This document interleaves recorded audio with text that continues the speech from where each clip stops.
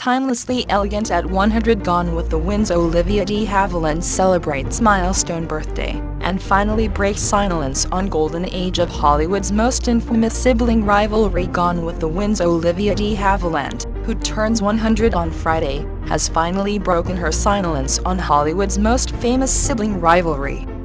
The actress is one of the last living remnants of Hollywood's golden age, and has now disclosed her true feelings about her late sister Joan Fontaine, revealing that she calls her Dragon Lady posing on a chaise longue in a demure black dress in her St. James Paris residence. The still glamorous two-time Oscar winner quipped that only the pearls are fake, before she agreed to answer more detailed questions via email, her preferred mode of communication, because of her failing hearing and vision.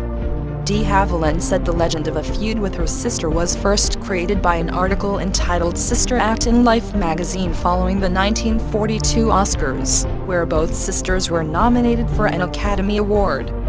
Fontaine, who was then the lesser-known sister, won for Suspicion, while de Havilland had been nominated for Hold Back the Dawn. A feud implies continuing hostile conduct between two parties. I cannot think of a single instance wherein I initiated hostile behavior, she said. But I can think of many occasions where my reaction to deliberately inconsiderate behavior was defensive, she added. It is unclear what Fontaine, who died in 2013, would make of the analysis. Describing the 1942 Oscars in her 1978 memoir, No Bed of Roses, she painted a somewhat different picture. All the animus we'd felt toward each other as children, the hair pullings, the savage wrestling matches, the time Olivia fractured my collarbone, all came rushing back in kaleidoscopic imagery, she wrote. My paralysis was total. I felt Olivia would spring across the table and grab me by the hair. I felt age 4, being confronted by my older sister. Damn it, I'd incurred her wrath again. De Havilland went on to win 2 Oscars, for To Each His Own in 1947 and For the Heiress in 1950, but that apparently didn't warm her to her younger sibling. After her 1947 win, Fontaine came forward to congratulate de Havilland and was rebuffed.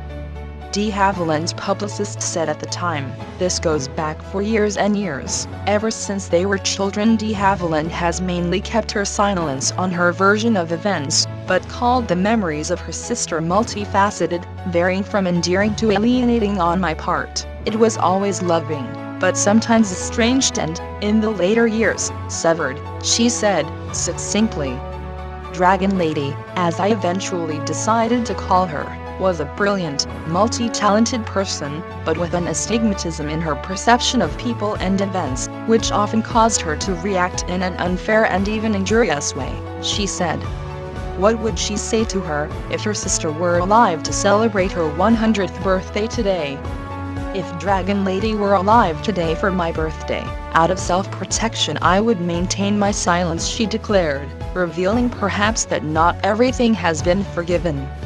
For her years, de Havilland is in surprisingly good health, and has a keen sense of humor, even calling her interviewer a rascal for one too probing question. Though age-related macular degeneration has damaged her vision, the centenarian is still able to read black and white printed text clearly, and answer written interview questions. She climbs stairs every day in her luxurious Paris residence, and linked the secret to her longevity to 3 L's, love, laughter, and learning. Revisiting one of her most famous roles, de Havilland explained why she went for the role of Melanie Hamilton from Gone with the Wind, and not Scarlett O'Hara, that many top actresses were vying for. Scarlett did not interest me, as she epitomized the new woman who was self-sustaining, like myself. Melanie, on the other hand, was more traditional, she explained.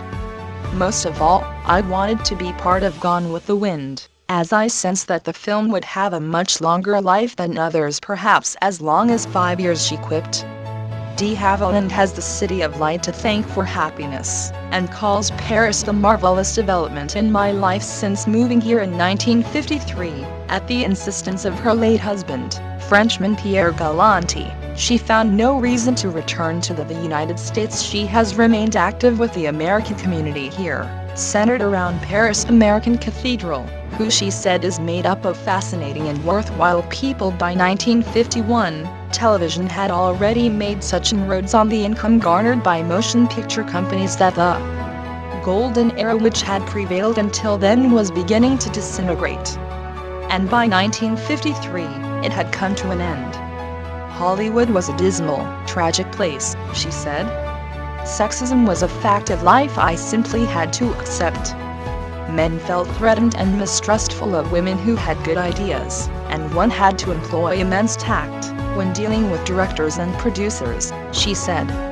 As to remuneration for one's work, women were resigned to receiving less financial compensation than a man for their work, she said. De Havilland was not resigned, however, to all the Hollywood ways of functioning.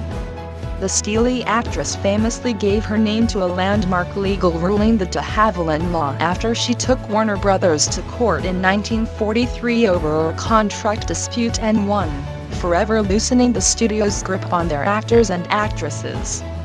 As soon as my victory was legally confirmed, and I was free to choose the films that I made, Paramount presented me with the script of To Each His Own. This was exactly the kind of challenge for which I fought that case, she said with pride. De Havilland went on to win her first Academy Award for this role, a further vindication of her legal battle. Looking back, de Havilland highlighted one of the main drawbacks of her unusual longevity. All the artists I had known during the golden era live elsewhere, she said, including the afterworld.